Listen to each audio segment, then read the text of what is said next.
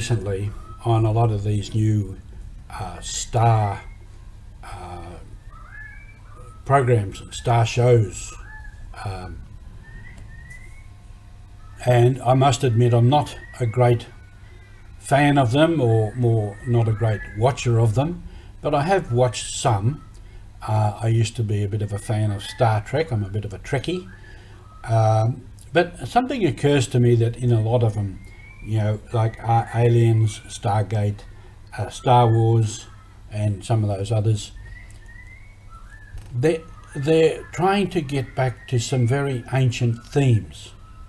They speak of things like the Force, may the Force be with you, and the power and the source. And there's always the goodies and the baddies, they're always at war with one another, trying to get the good thing done, trying to get a peaceful, ordered society, even if it's a little bit more expanded than we have on Earth. This was also themes in the Old Testament. Their heroes were not as we have them in the Star movies, but their heroes were the prophets. Some of the kings, David, Solomon, were heroes. And then Jesus was a hero, and then some of the apostles and so forth. And we speak of the Spirit and the power of God. Well, really the force and the energy and the source are alluding to the same thing, because people are trying to understand what is there. There's something much more to life than we see and we experience.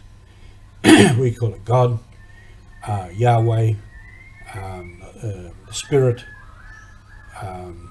the power of the Spirit, etc. And we still struggle to understand what these are. So in these things, they're using different names, different words to try and understand what it is. Our readings today really try to get at something of God. In the first reading, at the end of the first reading, it ends up with the words, "Apart from me, all is nothing. Apart from me, all is nothing." This is God speaking.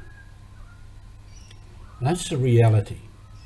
Whatever is happening on earth and in the universe is all from God. God is the creator, the source, the beginning of all things. And this is what we're asked to recall today in our readings. Then Jesus has that story of, do you pay taxes to Caesar? And in the end he says, give back to Caesar what belongs to Caesar. Give to God what belongs to God. Now Caesar is the government, society, civil society. And we have a duty to give back to government and society what is due to them.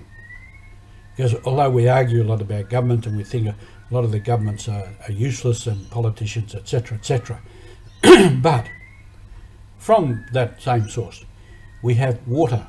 Every time we turn on a tap, we have power, we have roads, we have bridges, we have airports, we have all kinds of services. Sometimes the services work well, sometimes not. But we have them. And we need to give back to government and to civil society what is due to them. So we pay taxes, we obey the laws, we observe the customs of society, we try to be a peaceful, normal member of society. We pay our dues. But we must remember, everything the government and society does is ultimately from God.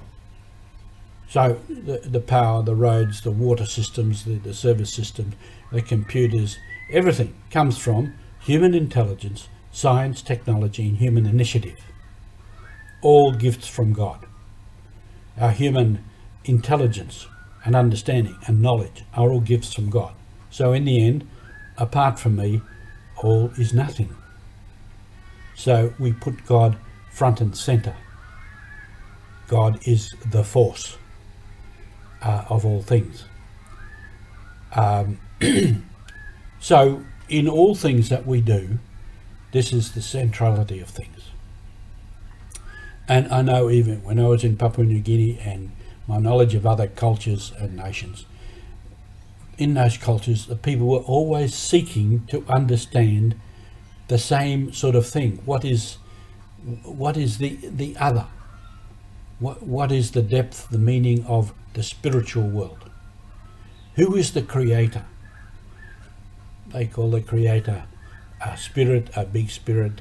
I often have a name for that spirit, but they recognize that there is something more happening.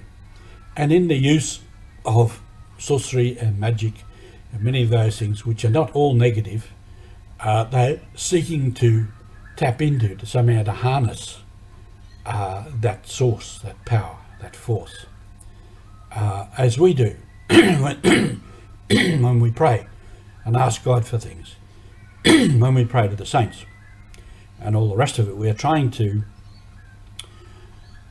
tap into something greater than ourselves for our good and the good of society.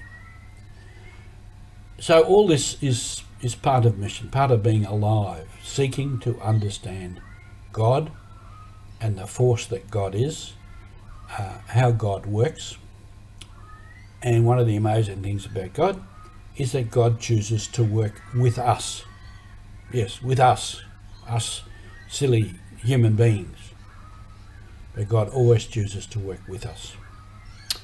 So have a good weekend, what's left of it. Have a good time on mission, and we'll see you some more.